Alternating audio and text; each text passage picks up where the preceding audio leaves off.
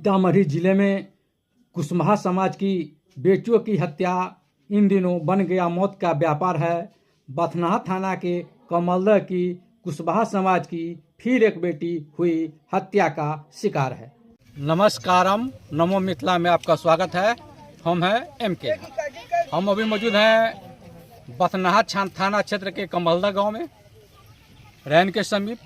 और आइए आपको एक ऐसी खबर दिखाते हैं कि यहाँ सोमवार की सुबह कमलदह गांव की बेटी थी पिंकी कुशवाहा, सीतामढ़ी में डेरा लेकर के 12वीं की क्लास की पढ़ाई करती थी और उसकी हत्या निर्मम तरीके से कर दी गई, जैसा कि उनके परिजनों, उनके पिता और भाई का आरोप है। उनके पिता और भाई का कहना है कि मेरी बेटी, हम रात रविवार की शाम वहाँ थे, वहाँ से मिल कर के आए, खाना बनाई और सुबह, जैसे मकान मालिक का कहना है कि सुबह 10 बजे डेरा से निकली, लेकिन कहीं उसका जाने का कोई प्लान नहीं था। तो कहीं जाने का जब प्लान ही नहीं था, नहीं कोई कार्यक्रम था, तो अचानक उसका जो डेरा है सीतामढ़ी में जहाँ रहती थी कृष्णा नगर, वहाँ से अमघट्टा गुमती की दूरी लगभग 2-2.5 किलोमीटर की है। तो आखिर लड़की की लाश वहाँ किस परिस्थिति में पहुँची, और यही परिजनों का सवाल है। और लड़की के सर पर भी चोट का निशान पाया गया है। इनके परिजनों का आरोप है कि जो मकान मालिक है, इनका शक है कि कहीं न कहीं इस घटना में मकान मालिक की भूमिका है और इसकी पुलिस के द्वारा निष्पक्ष जांच कराई जाए। तो घटना, जो जघन्य घटना हुई है, घटना का जो मामला है, किस कारण से इस घटना को अंजाम दिया गया, इनके परिजन के कई तरह के संगीन आरोप भी हैं। इस तरह से, इस कारण से और किस कारण से हत्या को अंजाम दिया गया होगा।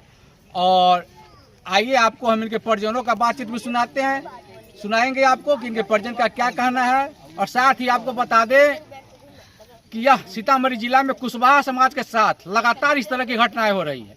इससे पहले भी लगभग कई पुरुषों के साथ, लगभग 4-5 पुरुषों की हत्या पूर्व में आज से 6-7 महीना पहले हुआ था। और इसके बाद लगातार कुशवाहा समाज के महिलाओं और बेटियों की हत्या हो रही है। तो आखिर कहीं न कहीं इस मामले में आखिर क्या है और क्या कारण है कि लगातार कुशवाहा समाज की बेटियों की ही हत्या क्यों हो रही है, इसको लेकर भी इनके परिजनों का बहुत सारा सवाल है। इनके परिजनों का बातचीत में आप लोगों को हम सुनवाते हैं। जिस लड़की हत्या हुई पिंकी के पिताजी, और इनसे हम जानेंगे, इनका आरोप है कि इनकी लड़की की हत्या की गई है। तो हम इनसे जानेंगे कि इनको कैसे लगता है कि इनकी लड़की की हत्या की गई। अच्छा, आगे केना बुझाइए जहाँ का लड़की की हत्या कर गया। मैं 31 तारीख रविवार को रात अपने बच्ची को लेके सब्जी, तेल, मसाला, राशन के सारे सामान खरीद कर मैं उस रूम के अंदर रख दिया। और मैंने आधा घंटा बैठा। जो एक रूम उसकी मामी कही कि चली गई है, रूम खाली है, उसमें पिंकी कह रही है इसमें चले आते हैं पापा। और हम कहें ठीक है, कल सोचते हैं।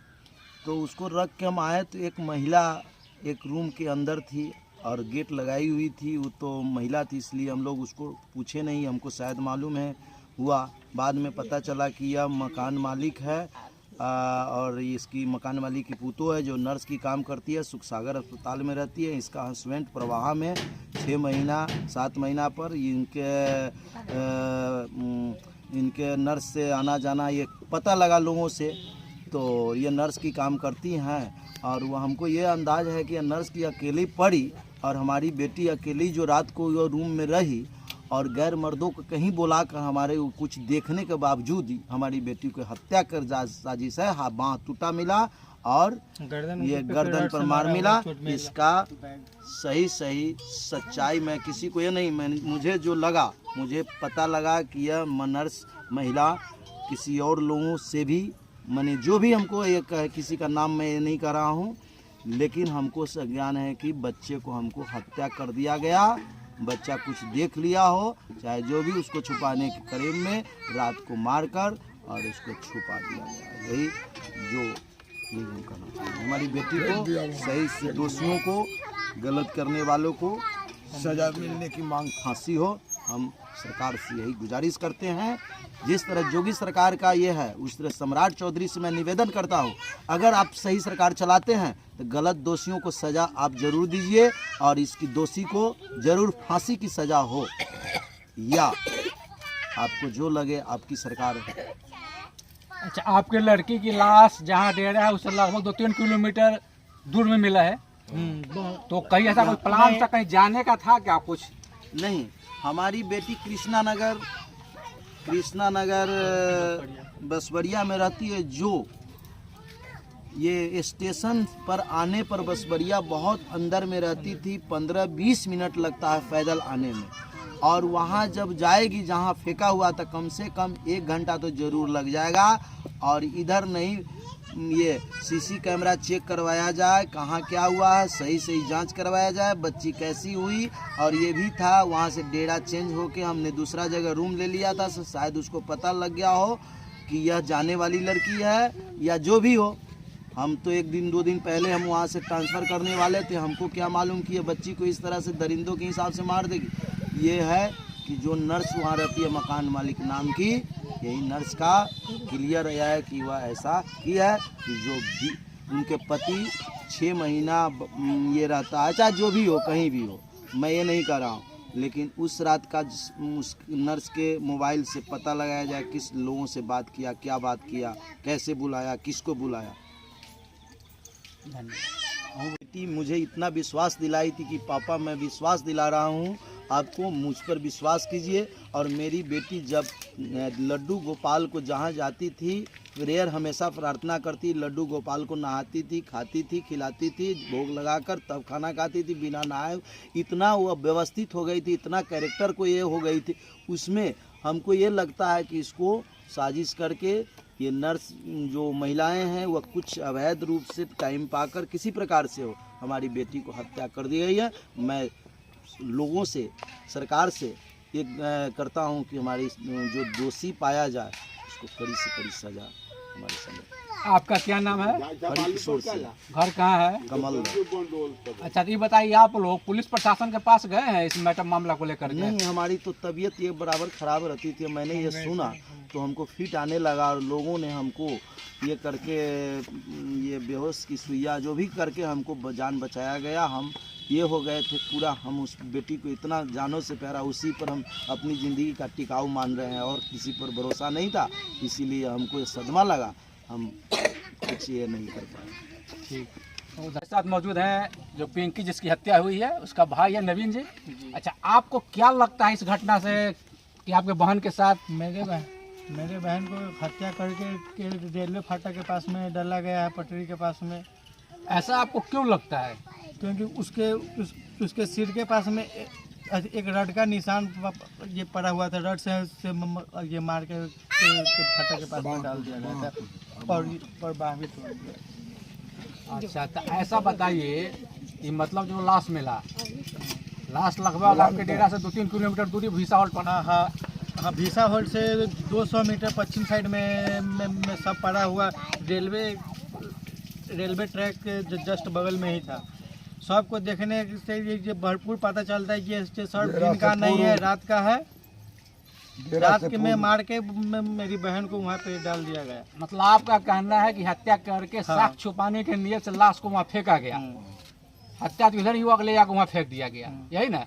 मतलब आपकी बहन की हत्या हुई है? जी बिल्कुल। को लेकर के आप कहीं पुलिस प्रशासन के पास गए थे? बिल्कुल गए थे। क्या जवाब मिला आपको? जवाब में यही मिला, हम डीएम ऑफिस गए थे। अच्छा, और वहाँ पे जाने के बाद में पता चल रहा है कि डीएसपी पांडे सर जो है वो छुट्टी पे है, वे 7 तारीख को आएंगे। अच्छा। फिर हम एडिशनल डीएम सर के पास में गए, फिर वो उनके ऑफिस में जाने के बाद में पता चल रहा है कि वे बोल रहे हैं कि ये मेरा मैटर नहीं है, कि एसपी ऑफिस जाओ। और हम एसपी ऑफिस में गए तो वहाँ पे पता चल रहा है कि एसपी सर शिविर लगाए हैं, कहीं बाजपट्टी या कहीं निकल गए हैं, वहाँ पे मेरा आवेदन नहीं लिया गया।